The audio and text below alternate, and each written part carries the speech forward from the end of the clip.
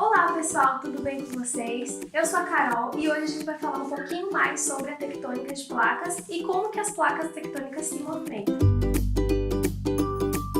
Provavelmente você sabe o que são as placas tectônicas, mas a gente vai dar uma relembrada rapidinho.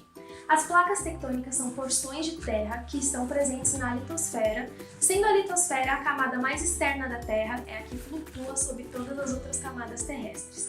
A litosfera é composta por rochas e por solo, e essas placas tectônicas possuem limites de convergência e de divergência, que é onde elas se encontram e onde elas se afastam. São nesses pontos em que acontece a maioria dos fenômenos de placas tectônicas que a gente observa por aí, como os terremotos, atividade vulcânica e etc. E é por isso, inclusive, que no Brasil a gente não tem nenhuma incidência de vulcões ativos e também não temos incidência de terremotos muito significativos, porque o Brasil está bem no centro de uma placa tectônica, que no caso é a chamada placa tectônica sul-americana.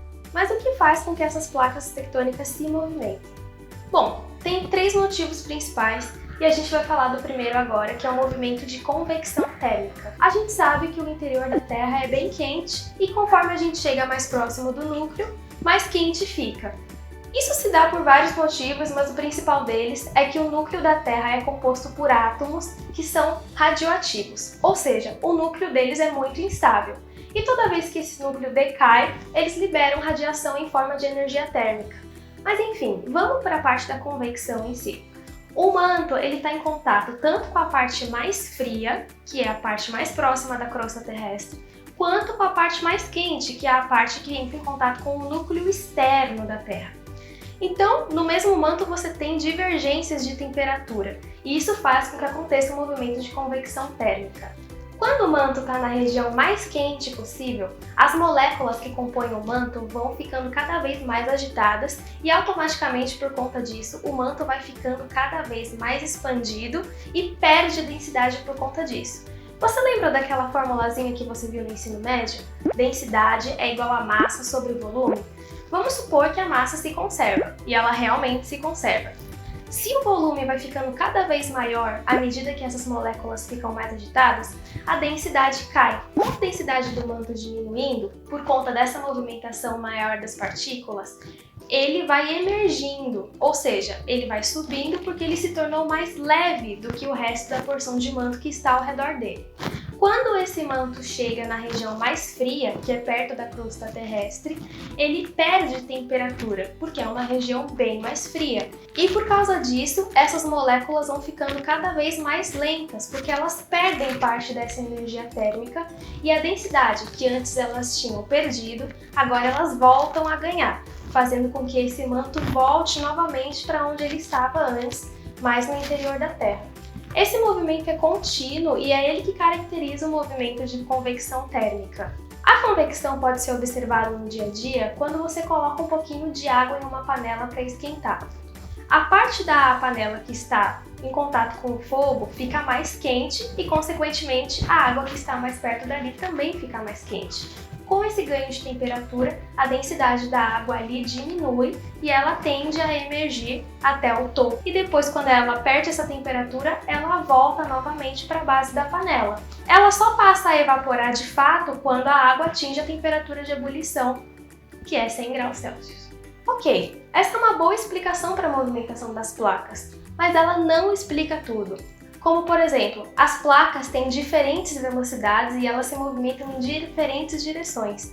E a teoria da convecção não faz sentido quando você observa esses fenômenos. E é aí que entram os outros dois motivos, que na verdade pelos geólogos são considerados os principais motivos, que é a força de empurrão e a tração de placa.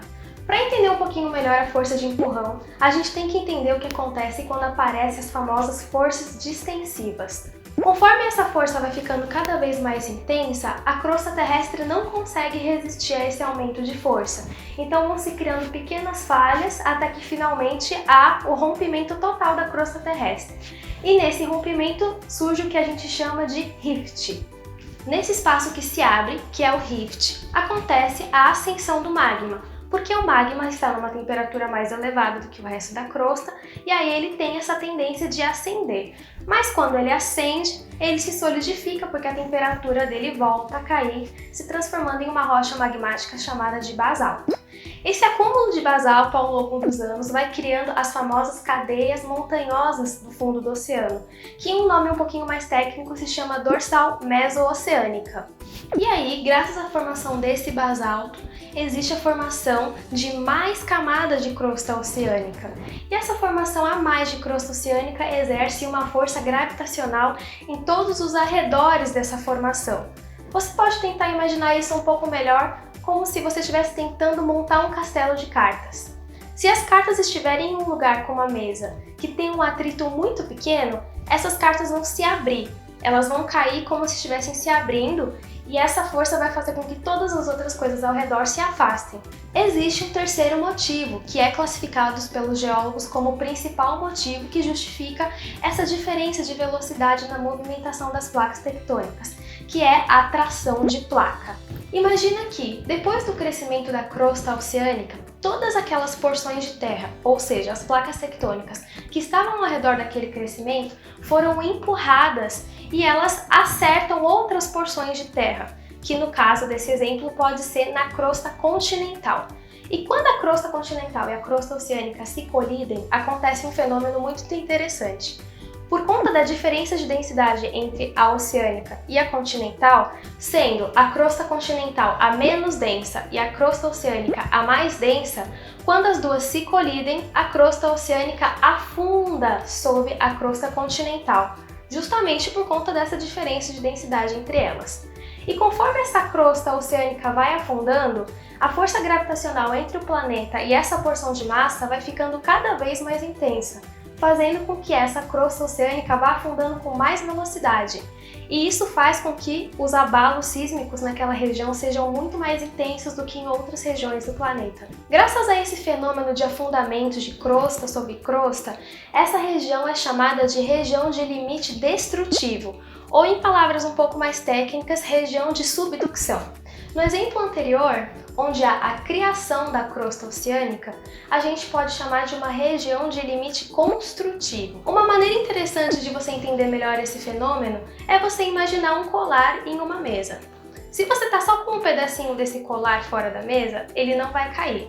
Mas conforme você vai tirando um pouco desse colar da mesa e vai deixando ele no ar, ele vai tendendo a cair, e quanto mais massa de colar estiver fora da mesa, mais rápido ele vai caindo até que finalmente ele esteja no chão.